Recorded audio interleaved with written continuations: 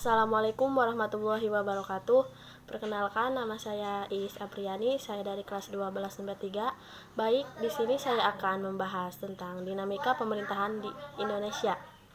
Sehari setelah kemerdekaan Indonesia diproklamasikan oleh Ir Soekarno, Panitia Persiapan Kemerdekaan Indonesia (PPKI) yang terdiri dari Soekarno, Hatta, Rajiman, Supomo, Suroso, Sutarji, Wahid Hasyim, Ki Bagus Hadikusumo, Oto Iskandar, dan Ki Hajar Dewantara merumuskan sistem pemerintahan Indonesia dengan keragaman suku, budaya, dan adat yang ada di Indonesia.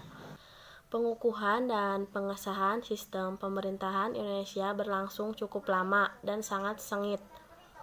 Pergolakan pemikiran dari para tokoh pendiri bangsa sangatlah menguras waktu dan tenaga. Ki Bagus Hadikusumo misalnya yang memperjuangkan tetap ada nilai Islam dalam nuansa sistem pemerintahan Indonesia dan bentuk pemerintahan Indonesia.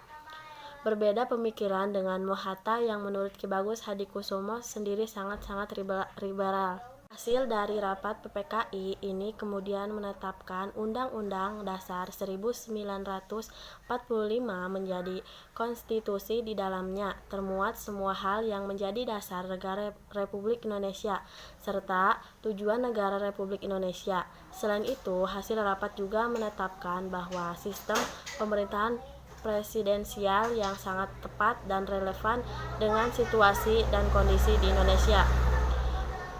Rasionalisasi kuat yang disampaikan Soekarno pada saat itu adalah bahwa Indonesia memerlukan eksistensi dan pengakuan dari negara-negara lain.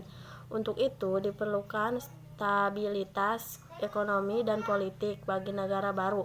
Untuk menjawab hal itu, maka sistem presidensial dianggap tepat karena tidak sama sekali menekankan kepada nilai kapitalisme dan juga sosialisme, namun ada dalam keseimbangan di antara keduanya. Menceritakan kembali kilas sejarah situasi rapat PPKI. Setelah istirahat dalam rapat PPKI tepat pukul 15.15 WIB, rapat dimulai dan langsung memilih untuk jawaban Presiden dan Wakil Presiden bagi Negara Kesatuan Republik Indonesia yang saat itu tidak sempat untuk melakukan pemilihan umum. Maka akhirnya Oto Iskandar Dinata mengajukan usul bahwa Presiden dan Wakil Presiden Indonesia adalah Ir Soekarno dan Drs Hatta. Pemilihan secara aklamasi ini disepakati oleh seluruh peserta rapat PPKI dan akhirnya Soekarno menjadi Presiden terpilih RI pertama. Sistem pemerintahan Indonesia yang menganut presidensial saat itu belum terlaksana dengan baik dan secara utuh mempresentasikan rakyat Indonesia. Hal ini dibuktikan belum adanya lembaga legislatif khusus DPR yang pada saat itu masih pada proses pembangunan lembaga-lembaga di Indonesia. Selama 4 tahun, sistem pemerintahan Indonesia terkungkung oleh persoalan perebutan wilayah di Indonesia sendiri. Banyak sekali pemberontakan oleh warga negara Indonesia dari mulai APRA, RMS, dan DI atau TII. Hal-hal tersebut itulah yang diurus dan ditangani oleh pemerintahan Indonesia pada saat itu. Sistem pemerintahan presidensial yang notabene-nya memberikan kewenangan untuk presiden dalam hal perumusan kebijakan. Malah hal ini tidak terkontrol karena presiden tersendiri yang lebih banyak mengambil andil dalam perumusan kebijakan dan penetapan kebijakan.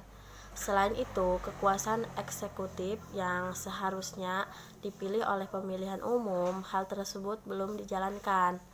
Dan seharusnya ada kekuasaan mutlak yang terpisah antara eksekutif dan legislatif.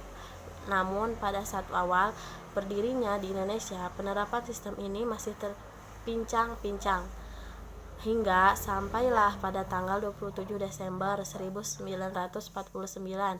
Di tahun itu dirumuskan kembali sistem pemerintahan Indonesia dengan mempertimbangkan kondisi sosial dan politik yang ada di Indonesia. Terima kasih. Wassalamualaikum warahmatullahi wabarakatuh.